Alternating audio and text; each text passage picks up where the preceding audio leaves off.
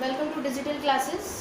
आज हम class 10th chemistry का lesson 1 chemical reaction and equation के बारे में पढ़ेंगे, जिसमें सबसे पहले हम इंट्रोडक्शन देखेंगे। इंट्रोडक्शन में हम अगर बात करें तो हम देखते हैं कि हमारी सराउंडिंग में बहुत सारे चेंजेस ऐसे होते हैं जिनको हम मेंटली फिजिकली एक्सेप्टेड करते हैं।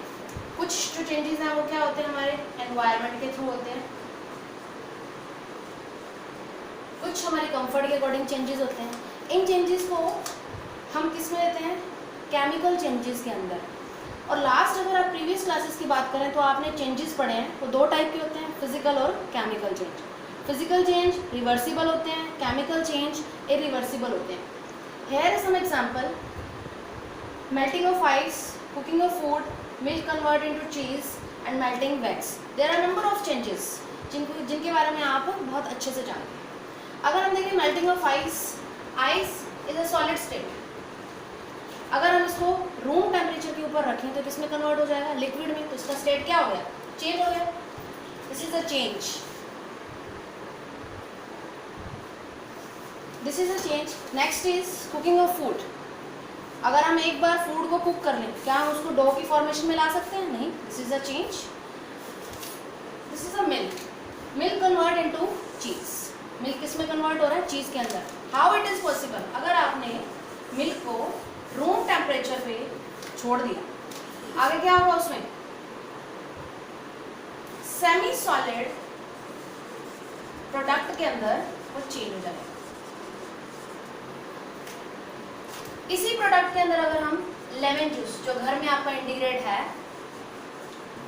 उसको यूज करेंगे तो किसकी फॉर्मेशन देगा, चीज की। तो milk convert into cheese. These changes are, some are converted into physical change, some are in chemical change. कुछ किस में आते हैं, फिजिकल में आते हैं, कुछ केमिकल में। ऐसे चेंजेस जो रिवर्सिबल होते हैं उनको हम क्या बोलेंगे, फिजिकल चेंज। और ऐसे चेंजेस जो दोबारा इरिवर्सिबल है और दोबारा अपनी स्टेट में वापस नहीं आते, उनको हम बोलते हैं केमिकल चेंज। अब इन्हीं केमिकल चेंज के बेस के अकॉर्डिंग हम अब यहाँ पे देखेंगे हमारा chapter, that is chemical reaction. Actually, what is this a chemical reaction? The chemical reaction, this is a short form of reaction, is a process in which two or more substances interacting with each other.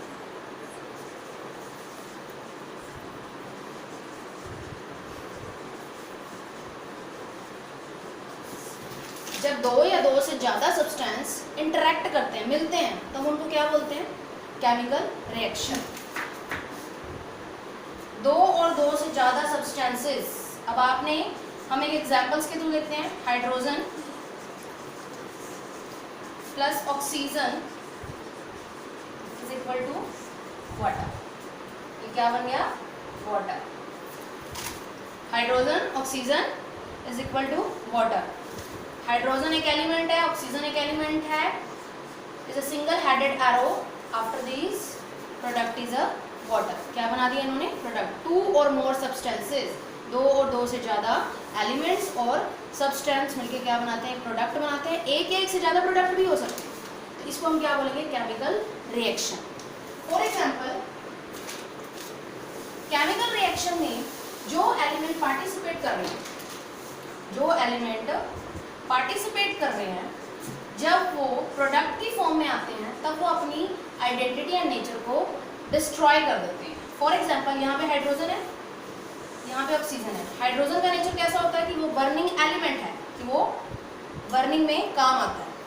Oxygen एक ऐसा element है जो burning में helpful है, जो burning को करने में क्या करता है, हेल्प करता है।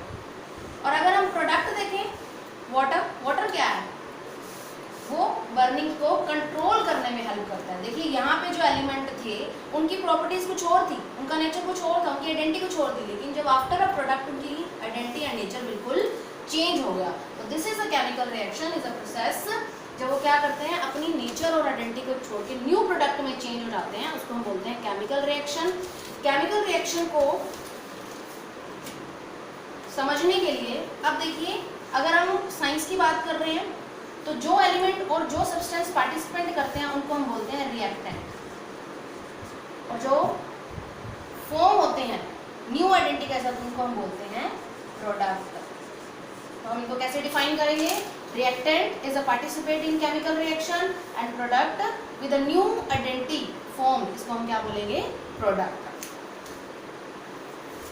नेक्स्ट आता है आपके बारे में, अब आपने कई बार देखा होता है, जैसे कि आपने क्लास 9th में भी देखा था, कई रिएक्शन के ऊपर लिखा होगा कई बार प्रेशर, टेम्परेचर, 100 डिग्री फ्यूरिया। फॉर एग्जांपल अगर आप फोटोसिंथेसिस की रिएक्शन आपको पता है तो उसमें लिखा होता है sunlight and chlorophyll. What is this? वो क्या है? These are the condition. वो क्या होती है? एक केमिकल रिएक्शन की कंडीशन। उसमें टेम्परेचर होता है, प्रेशर होता है कि इतने प्रेशर पे होगी, सनलाइट की प्रेजेंट में होगी। ये सब अगर रिएक्शन के ऊपर एरो के ऊपर लिखे हुए हैं तो ये सब क्या है? कंडीशंस हैं कि इनकी कंडीशन के बिना ये रिएक्शन कंप्लीट नहीं होगी। नेक्स्ट आता है कैटालिस्ट। कैटालिस्ट का मीनिंग होता है उत्प्रेरक, जिसको हम हिंदी में क्या बोलेंगे? उत्प्रेरक। Catalyst increase the rate of reaction, increase the rate of reaction without taking part in it, कि बिना उसमें पार्ट लिए जो हमारी केमिकल रिएक्शन है उसकी रेट को बढ़ा देते हैं। फॉर एग्जांपल किसी भी रिएक्शन के ऊपर अगर कोई भी कैटालिस्ट है, जैसे कि अभी मैंने आपको क्या कहा था कि जो मिल्क है वो किसमें कन्वर्ट हो गया? एक सेमी सॉलिड पार्ट। और अगर उसमें हमने लेमन ऐड करा तो किसमें चेंज हो गया? चीज की फॉर्मेशन में।